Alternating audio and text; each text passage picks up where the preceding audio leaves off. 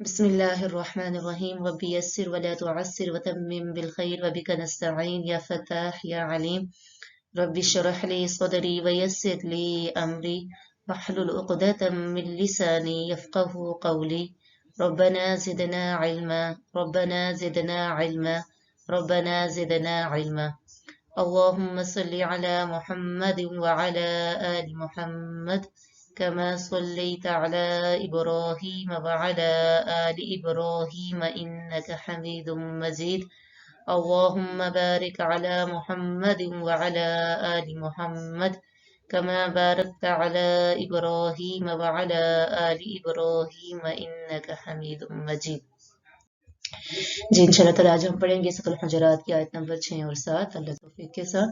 سب سے پہلے آپ سب کو نبی کریم صلی اللہ علیہ وسلم کی طرف سے ویلکم، خوش آمدید۔ حضرت ابو سعید خدری رضی اللہ عنہ کی روایت ہے، نبی کریم صلی اللہ علیہ وسلم سے نریٹ کرتے ہیں کہ آپ صلی اللہ علیہ وسلم نے فرمایا کہ لوگ آپ کے پاس علم سیکھنے آئیں گے، تو جب آپ انہیں دیکھیے گا تو انہیں میری طرف سے خوش آمدید کہیے گا اور سکھائیے گا۔ تو آپ سب کو نبی کریم صلی اللہ علیہ وسلم جیسے عظیم لیڈر کی طرف سے خوش آمدید، ویلکم اور مرحبا۔ آج ہم پڑھیں گے سورۃ الحجرات کی آیت نمبر 6۔ بسم اللہ الرحمن الرحیم۔ یا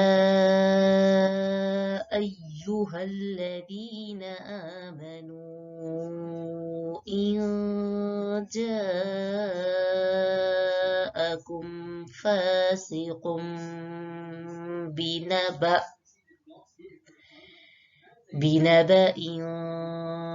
فتبينوا أن تصيبوا قوما بجهالة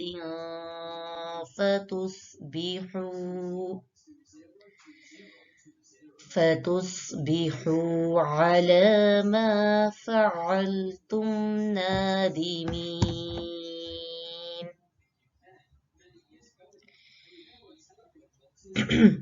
واعلموا أن فيكم رسول الله لو يطيعكم في كثير من الأمر لعنتم ولكن الله حبب إليكم الإيمان وزينه في قلوبكم وكره إليكم الكفر والفسوق والعصيان أولئك هم الراشدون۔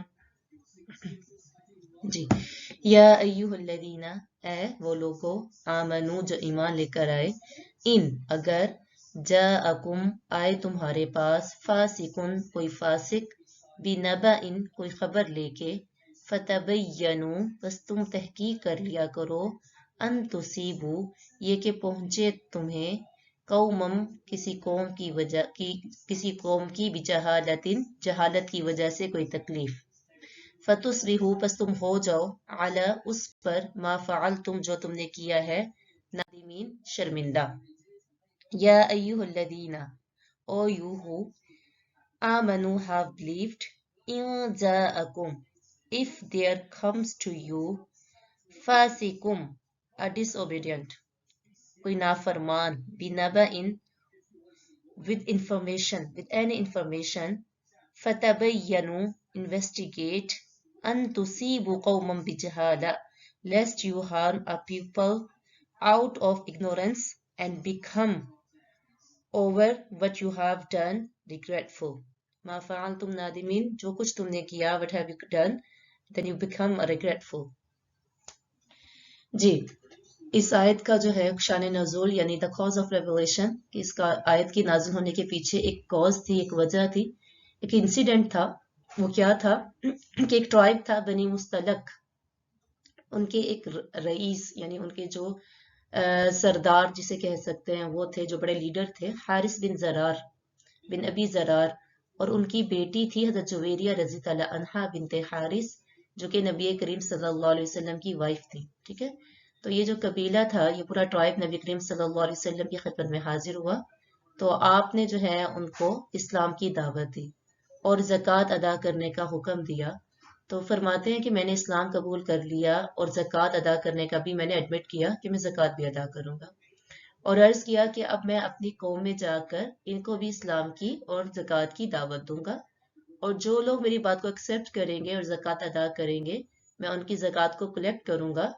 اور آپ صلی اللہ علیہ وسلم ایک مہینہ فکس کر لیا کہ اس مہینے کی اس فکس تاریخ کو، ڈیٹ کو، اپنا کوئی سا بھی جو ہے بندہ بھیج کر قاصد میرے پاس بھیجے گا، تاکہ جو بھی رقم، یعنی جو ہم پیسے جو ہے زکوٰۃ کے تھرو ہم کلیکٹ کریں گے، میں اس کو دے دوں گا، اس کو ہینڈ اوور کر دوں گا. پھر جب حارث نے اپنے وعدے کے مطابق ایمان لانے والوں کی لیے زکوٰۃ جمع کر لی، یعنی جب وہ اپنے قبیلے میں، اپنے ٹرائب میں واپس چلے گئے اور لوگوں کو اسلام کی انہوں نے جو ہے ان کے لیے انوائٹ کیا اور لوگوں کو زکوٰۃ دینے کے لیے کہا، تو لوگوں نے زکوٰۃ دی. انہوں نے ساری زکوٰۃ کی جو چیریٹی کی جو منی تھی وہ کلیکٹ کر لی، اور وہ جب فکس مہینہ اور وہ فکس ڈیٹ جو بتائی تھی وہ گزر گئی کہ آپ صلی اللہ علیہ وسلم کا کوئی بھی قاصد جو ہے، کوئی بھی جو آپ صلی اللہ علیہ وسلم نے بھیجنا تھا کسی بھی بندے کو، وہ نہیں پہنچا.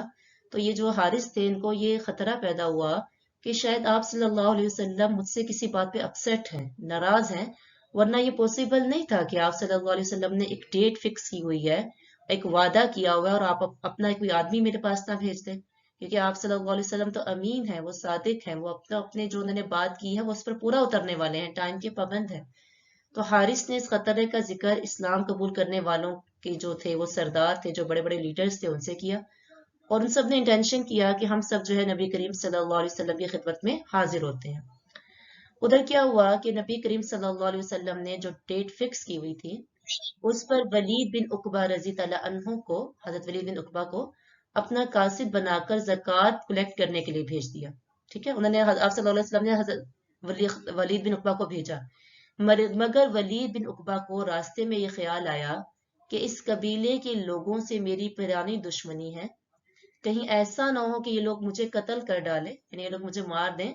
تو وہ اس خوف کی وجہ سے کہ انہیں یہ ہوا کہ مجھے وہ قتل کر دیں گے، وہ راستے سے واپس آ گئے، یعنی وہ اس قبیلے میں ہی نہیں گئے، وہاں پہ زکوٰۃ کی جو منی وہ کلیکٹ کرنے کے بجائے وہ راستے سے ہی واپس آ گئے، اور نبی کریم صلی اللہ علیہ وسلم سے جا کر یہ کہا کہ ان لوگوں نے زکوٰۃ دینے سے ریفیوز کر دیا ہے، انکار کر دیا ہے، اور مجھے قتل کرنے کا انٹینشن کیا ہے. اس پر آپ صلی اللہ علیہ وسلم بہت غصہ ہوئے، بہت اینگری ہوئے، اور حضرت خالد بن ولید کی انڈر ایک آرمی کا جو ہے، مجاہدین کی جو ہے ایک لشکر، یعنی آرمی کو روانہ کیا. یہ مجاہدین جو ہے جب نکلے تو ادھر سے جو حارث بن زرار، یعنی جو قبیلے کے جو لیڈر تھے، وہ بھی اپنے ساتھیوں کو لے کے نبی کریم صلی اللہ علیہ وسلم کی خدمت میں نکلے کہ آپ کا جو ہے کوئی بندہ ہی میرے پاس نہیں آیا، پتہ نہیں آپ اپسیٹ ہیں، تو ہم جو ہے وہ چلتے ہیں. تو ادھر سے حضرت خالد بن ولید نکل گئے ان سے لڑائی کرنے کے لیے، ادھر سے وہ سردار جو ہے وہ نکلے. تو مدینے کے قریب دونوں کی ملاقات ہوئی. جب مدینہ میں پہنچے تو ادھر سے جو ہے وہ حارث بن زرار اپنے ساتھیوں کے ساتھ آ رہے تھے، اور ادھر سے خالد بن ولید اپنی آرمی کے ساتھ ان پر اٹیک کرنے کے لیے جا رہے تھے. تو حارث نے وجہ پوچھی تو انہوں کو ولید بن عقبہ کے بھیجنے کا اور ان کی واپسی کا بتایا گیا. تو حارث نے کہا کہ آپ لوگ یہاں پہ کیوں آئے ہوئے ہیں؟ تو خالد بن ولید نے کہا کہ ہم لوگ تم پر حملہ کرنے آئے ہیں، کیونکہ ہمارا ایک ساتھی، ہمارا ایک کمپانین ولید بن عقبہ تم سے زکوٰۃ لینے کے لیے آیا تھا، لیکن تم نے اسے زکوٰۃ دینے سے منع کیا اور اس کے قتل کا ارادہ کیا. تو نبی کریم صلی اللہ علیہ وسلم کو جو ہے آپ نے ناراض کیا ہے. تو حارث نے یہ سن کر کہا کہ قسم ہے اس ذات کی جس نے محمد صلی اللہ علیہ وسلم کو رسول بنا کر بھیجا ہے، میں نے تو ولید بن عقبہ کو دیکھا تک نہیں ہے، اور نہ وہ میرے پاس آئے ہیں. اس کے بعد حارث جب نبی کریم صلی اللہ علیہ وسلم کی خدمت میں حاضر ہوئے تو آپ نے فرمایا کہ کیا تم نے زکوٰۃ دینے سے انکار کیا تھا اور میرے قاصد کو قتل کرنے کا انٹینشن کیا تھا؟ حارث نے کہا ہرگز نہیں، قسم ہے اس ذات کی جس نے آپ کو پیغام حق دے کر بھیجا ہے، نہ وہ میرے پاس آئے ہیں اور نہ میں نے انہوں کو دیکھا ہے. پھر جب فکس ڈیٹ پر آپ کا کوئی بندہ نہیں پہنچا، کوئی قاصد، کوئی میسنجر نہیں پہنچا، تو مجھے یہ خطرہ ہوا کہ شاید کوئی مجھ سے غلطی ہو گئی ہے جس پر آپ مجھ سے اپسیٹ ہیں، اس لیے میں آپ کی خدمت پر حاضر ہوا. حضرت رضی اللہ عنہ فرماتے ہیں کہ اس پر یہ سورۃ الحجرات کی آیت نازل ہوئی۔ اور بعض نیریٹیشن میں یہ بھی ملتا ہے کہ ولید بن عقبہ رضی اللہ عنہ حسب الحکم یعنی نبی صلی اللہ علیہ وسلم کے حکم کے مطابق جب بنی مستلق میں پہنچے تو اس ٹرائب کے لوگوں کو چونکہ یہ معلوم تھا کہ آپ کس تاریخ پہ نبی کریم صلی اللہ علیہ وسلم کا کوئی نہ کوئی قاصد آئے گا، آپ کا جو ہے کوئی میسج آئے گا پیغام لے کر، تو یہ لوگ اپنی بستی سے باہر نکل آئے ان کو ویلکم کرنے کے لیے۔ ہوتا ہے نا کہ وہ آدمی آئے گا، آج کی ڈیٹ پر آئے گا، چلو اس کا ویلکم کے لیے ہم باہر کھڑے ہو جاتے ہیں، گھروں سے باہر اس کا کھڑے ہو کے استقبال کرتے ہیں۔ اور بعض روایت میں ہے کہ وہ اپنی تلواریں لے کے نکلے، ان کے ہاں رواج تھا جیسے ہوتا ہے نا کہ چلیں جی استقبال کے لیے کہ آپ صلی اللہ علیہ وسلم کا کوئی آدمی آ رہا ہے۔ تو انہوں نے جب دیکھا دور سے تو کہ یہ لوگ جو ہے وہ باہر کھڑے ہوئے ہیں بستی سے باہر، تو وہ بڑے جو ہے اس پر جو ہے ان کو لگا یہ مجھے قتل کرنے لگے ہیں، تو وہ وہاں سے واپس آ گئے۔ تو خیر اس موقع پر کیا ہوئی، یہ آیت نازل ہوئی، یا ایھا الذین آمنوا ان جاءکم، سورۃ الحجرات کی۔ اور یہ حکم عام ہے کہ کوئی بھی خبر لے کر آئے، کوئی اہم نیوز، کوئی امپورٹنٹ نیوز لے کر آئے، اور آپ نے کیا کرنا ہے، انویسٹیگیشن، ٹھیک ہے، انویسٹیگیشن ہر خبر پہ نہیں کہ کوئی عام سی بھی خبر ہو، کوئی اہم خبر ہو تو اس پر انویسٹیگیٹ کریں۔ اگر کوئی مس انڈرسٹینڈنگ کی وجہ سے غلط خبر لے کر آتا ہے تو اسے فاسق نہیں کہا جاتا، ٹھیک ہے، فتوے نہیں لگائے جائیں گے۔ یہ نہیں کہ اگر کسی کو کبھی ہوتا ہے نا مس انڈرسٹینڈنگ ہو جاتی ہے، مس انڈرسٹینڈنگ کی وجہ سے کوئی آپ کو بات پہنچاتا ہے تو آپ کو بعد میں بات پتہ چلتی ہے کہ بات ایسی نہیں تھی، تو ہم فوراً جلدی کرتے ہیں وہ تو ہے ہی فاسق، دیکھا کتنی غلط خبریں پھیلاتا ہے، ہو سکتا ہے اسے مس انڈرسٹینڈنگ ہو، ٹھیک ہے۔ تو یا ایھا الذین آمنوا ان جاءکم فاسق، فاسق وہ شخص ہے جس کی جو ہے وہ سچائی پہ اور اس کی جسٹس پر آپ ٹرسٹ نہیں کر سکتے۔ اسی طرح فاسق اس کو کہتے ہیں جو شرعی حدود سے جو ہے کراس کرنے والا ہو۔ فاسق کو فاسق اس لیے کہا جاتا ہے کہ وہ خیر اور بھلائی سے، گڈنس سے نکل جاتا ہے۔ اور ایک قول یہ بھی ہے کہ فسوق سے مراد ہر وہ چیز ہے جو آپ کو اطاعت سے، اوبیڈینس سے نکل جائے اور نافرمانی پر گزر آئے۔ اور کبیرہ گناہ، بگ سنس کرنے والے کو بھی فاسق کہا جاتا ہے۔ قرآن مجید میں جو ہے وہ کئی ٹرمز جو ہے وہ استعمال ہوئی ہیں۔ کسی کا مائک آن ہے، پلیز آپ اسے آف کریں۔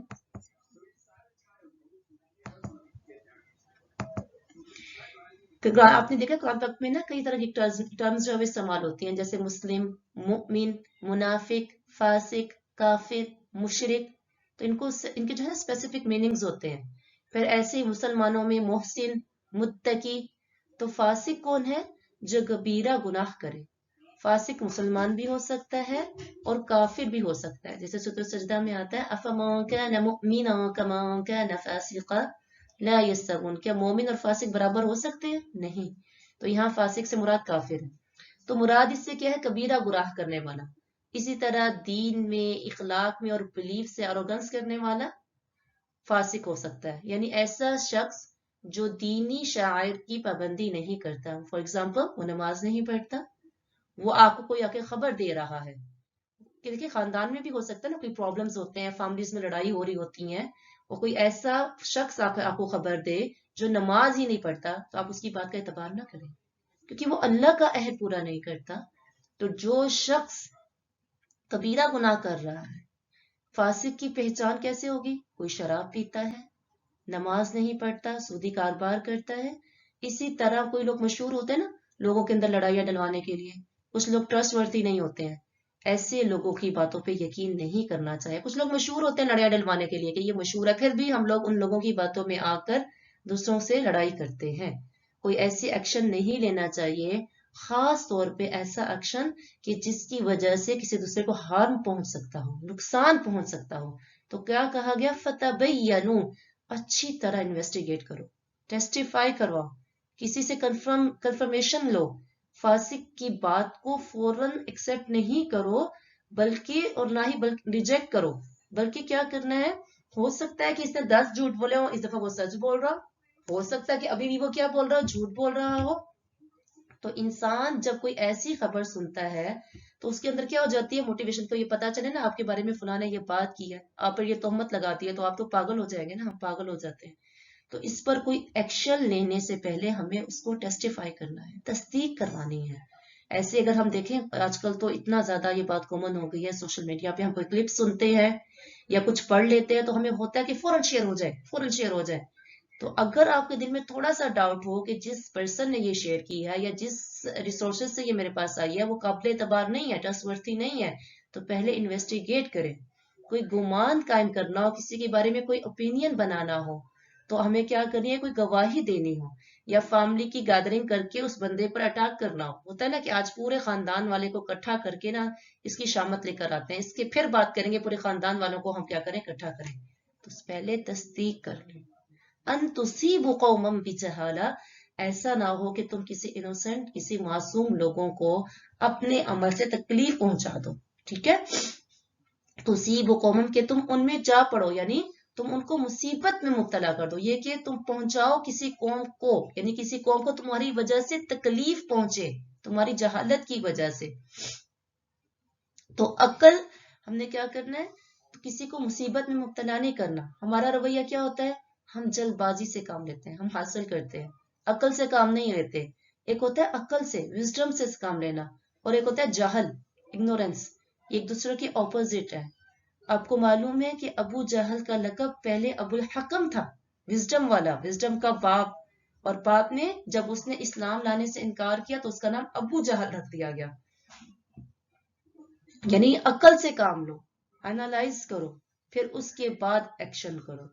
پھر مجالس میں ایسی نیوز پھیلانے سے پرہیز کرو کیونکہ اس سے بہت خرابی پھیلتی ہے. آپ کا اپنا امیج بھی خراب ہوتا ہے. جب آپ ایک چھوٹی بات بتاتے ہیں، جھوٹی بات بتاتے ہیں، تو اس سے آپ کی پوزیشن خراب ہوتی ہے. لوگ آپ کے بارے میں بھی ایک بات پہ بھی یقین نہیں کرتے ہیں کیونکہ آپ ٹرسٹورتھی نہیں ہے نا. تو یہاں پہ کیا کہ تم کسی قوم کو اپنی جہالت کی وجہ سے تکلیف پہنچا دو، تو پہلے انویسٹیگیٹ کرو. فتصبحوا علی ما فعلتم، یعنی تم جلد بازی میں جو تم نے سٹیپ لیا اب تم نادم ہوگے. نادم کسے کہتے ہیں، کہتے ہیں ایک خاص قسم کے گریف کو کہتے ہیں. یعنی وہ غم جب کوئی چیز یا کوئی سٹیپ ہم اٹھا لیں تو بعد میں ہم ریگریٹ کریں، ہم یہ ڈیزائر کریں کہ کاش میں ایسا نہ کرتی. کبھی کبھی ایسا ہوتا ہے نا کہ ہم کوئی بات کر لیتے ہیں، کوئی ایسا کام کرتے ہیں اور بعد میں ہمیں اتنا پچھتاوا ہوتا ہے نا، ہم کہتے ہیں کاش یہ خواب ہی ہو. ایسا ہوتا ہے نا کبھی کوئی کام کیا ہوتا ہے، کاش میں یہ خواب دیکھ رہی ہوں یہ حقیقت نہ ہو، کاش یہ جھوٹی ہو، کاش ایسا ہو ہی نہ، کاش ٹائم پیچھے کو چلا جائے. ہم کتنا ریگریٹ کر رہے ہوتے ہیں. تو فاسق کی بات کو آگے پھیلا دیا تو پھر ہمیں ندامت ہوگی. کچھ چیزوں پر انسان کی دنیا میں پکڑ ہو جاتی ہے کہ آپ نے جو بات بتائی تھی وہ تو بالکل بھی ایسے نہیں تھی. ہوتا ہے نا، ہم کسی کو بات پہنچا دیتے ہیں، پھر وہ بعد میں کہتے ہیں کہ آپ نے فلاں ٹائم پہ یہ بات بتائی تھی وہ بالکل بھی ایسے نہیں تھی. تو ہمیں سن کے کتنی شرمندگی ہوتی ہے اور دل میں خیال آتا ہے کہ کاش میں نے یہ نہ کہا ہوتا، کاش کبھی ایسا ہوا ہی نہ ہوتا. کہ آپ کی جھوٹی خبر کی بیس پر اور کیا کرتے ہیں کہ ہمیں ندامت اٹھانی پڑتی ہے، شرمندگی اٹھانی پڑتی ہے. اور کبھی ہم کیا کرتے ہیں، ایک جھوٹی بات پر دوسروں سے ایسا رویہ، ایسا بیہیویئر اختیار کر لیتے ہیں جس میں نہ کوئی اخلاق ہوتا ہے، بدگمانی ہوتی ہے. کب ہم کچھ منہ سے کچھ نہیں کہتے لیکن ہمیں کوئی کسی کے بارے میں آ کے بات بتاتا ہے کہ یہ بندہ جو ہے یہ کام کر رہا تھا یا فلاں بندہ آپ کے بارے میں جو ہے باتیں کر رہا تھا، تو ہم اس سے بالکل اوائڈ کرتے ہیں اور اسے اس قسم کا رویہ اپناتے ہیں کہ اس میں کوئی اخلاق ہی نہیں ہوتا، بدگمانی ہوتا ہے. اور بعد میں جب پتا چلے کہ یہ بات تو جھوٹی تھی، اس آدمی نے آ کے جھوٹی بات پھیلائی تھی، تو ہمیں کتنا دکھ ہوتا ہے. تو کبھی دنیا میں کبھی اللہ نہیں بھی پکڑتا تو آخرت میں تو اللہ پکڑنے والا ہے نا. اس لیے ہمیشہ کوئی خاص خبر ہو یا عام خبر ہو اس کو انویسٹیگیٹ کریں. ہر سنی سنائی بات اور خبر آگے نہیں پھیلانی چاہیے.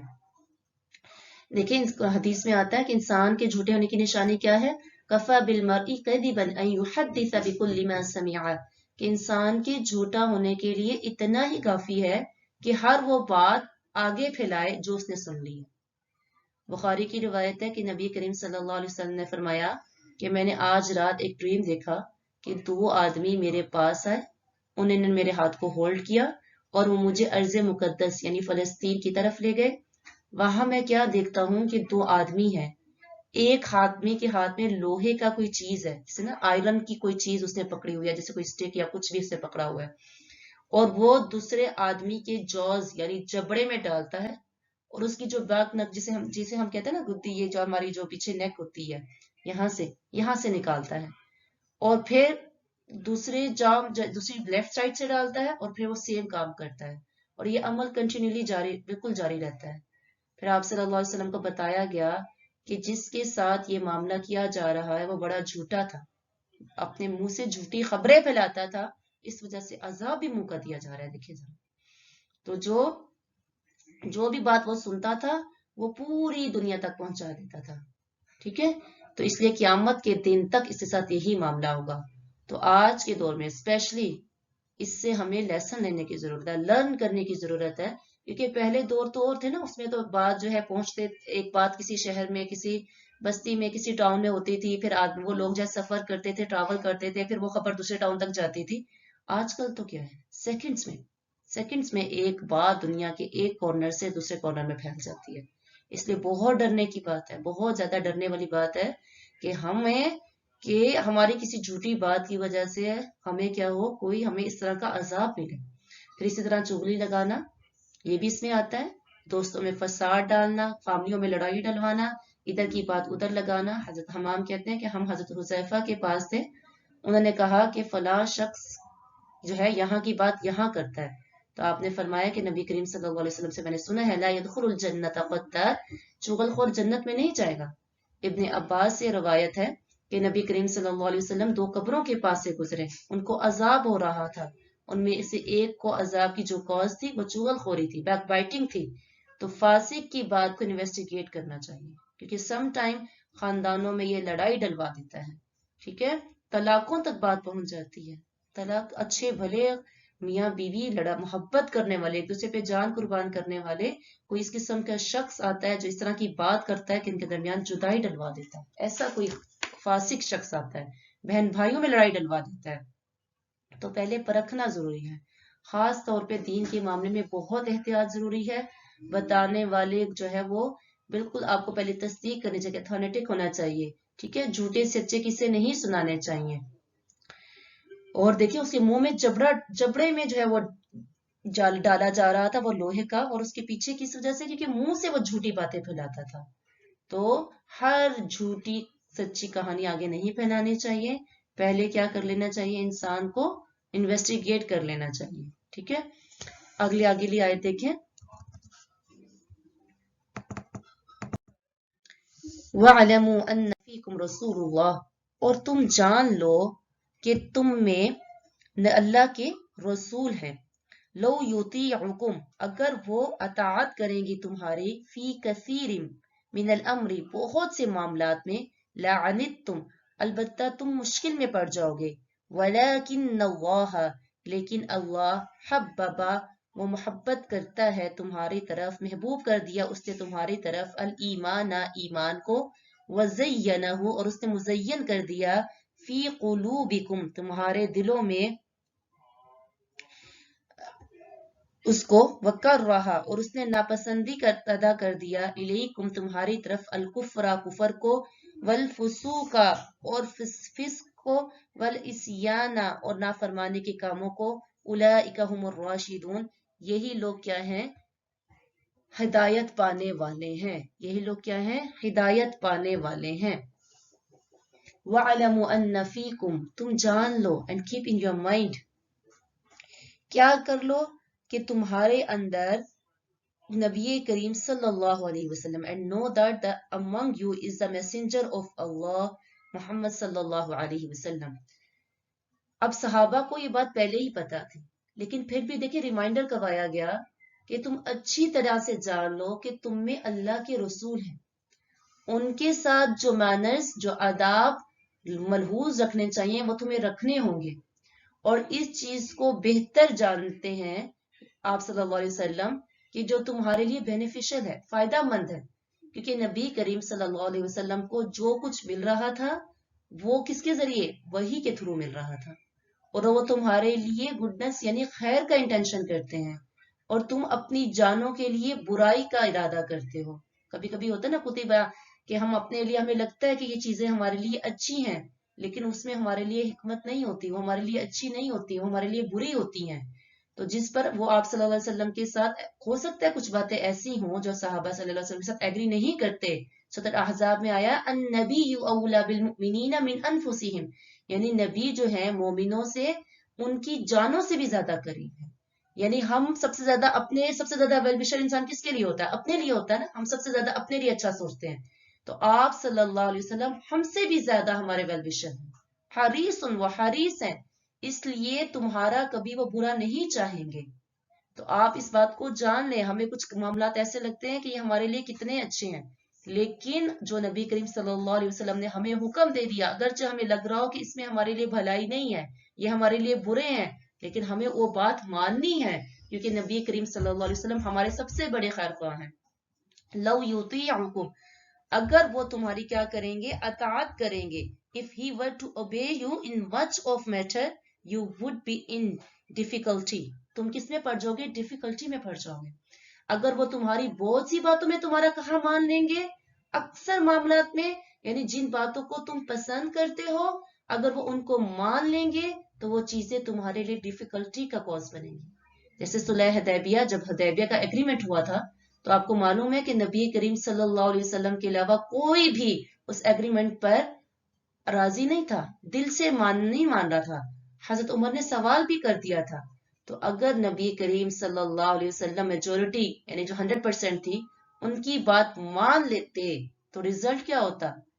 یہ صلح کیا تھی؟ جو ایگریمنٹ ہوا تھا یہ فتح مبین تھی. فوراً اس کے بعد کیا ہو گیا تھا؟ مکہ فتح ہو گیا تھا، وکٹری ہوئی تھی.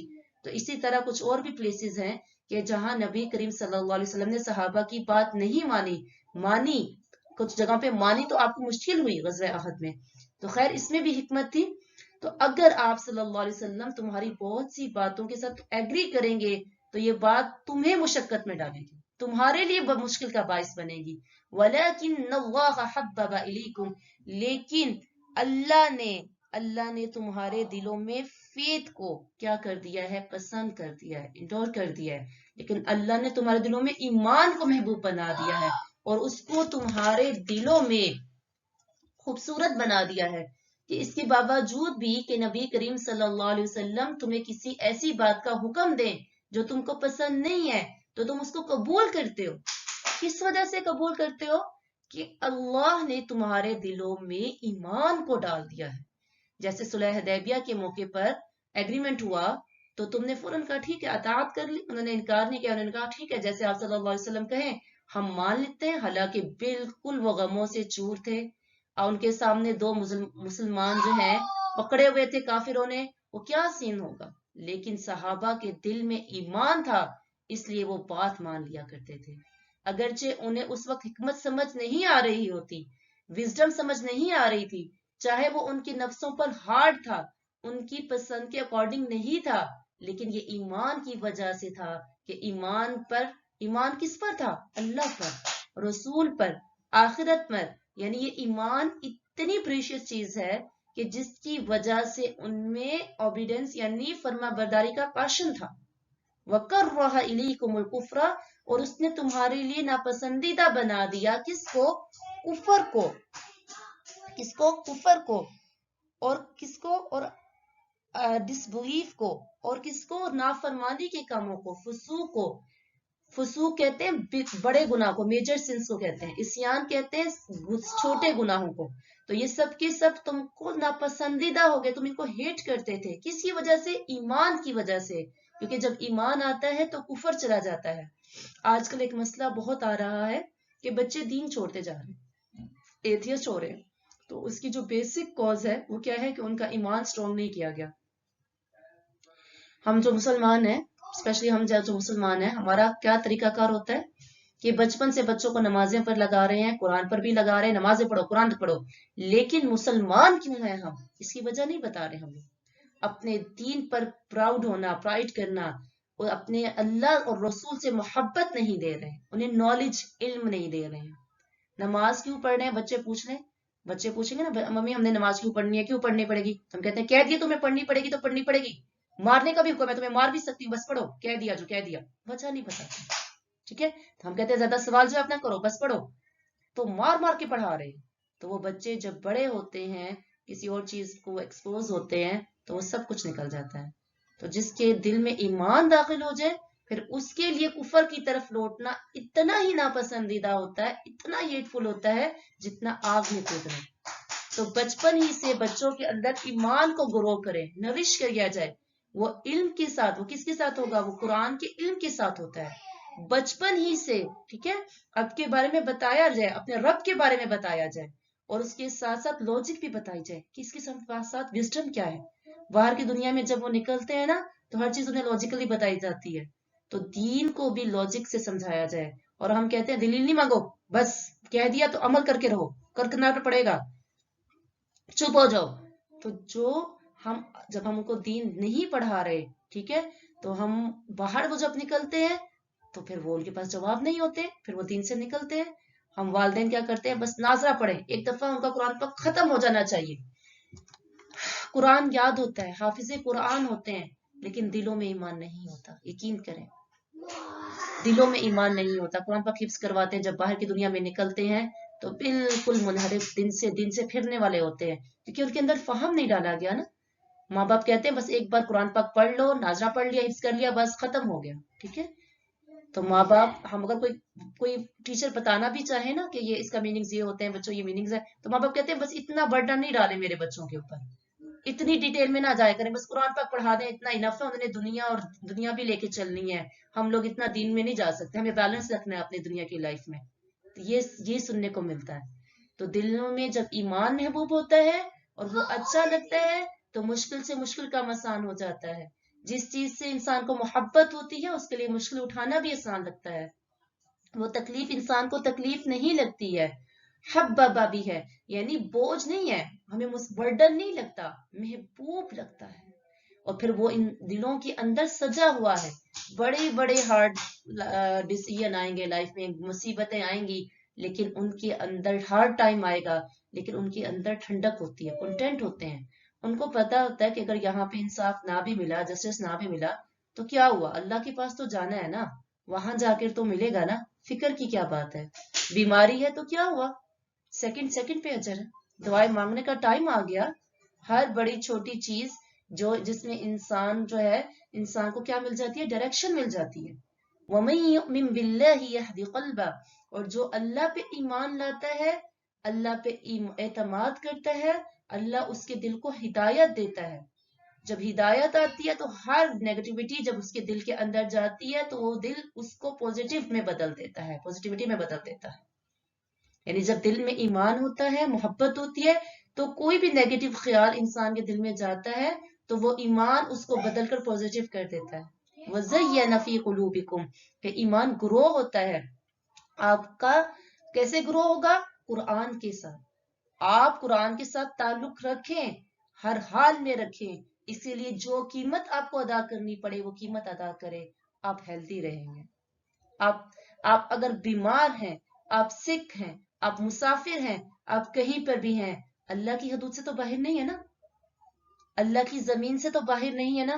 ہم تھوڑی سی ہمیں تو مشکل آتی ہے تو ہم کہتے ہیں ہم بعد میں سن لیں گے. بعد میں کون سنتا ہے؟ آج کی کلاس مس کر دیتے ہیں، کل سن لیں گے، بعد میں لیکچر ریکارڈنگ مل جائے گا، بعد میں کر لیں گے. بعد میں کون سنتا ہے؟ سیکوینس ہی نہیں ہوتا.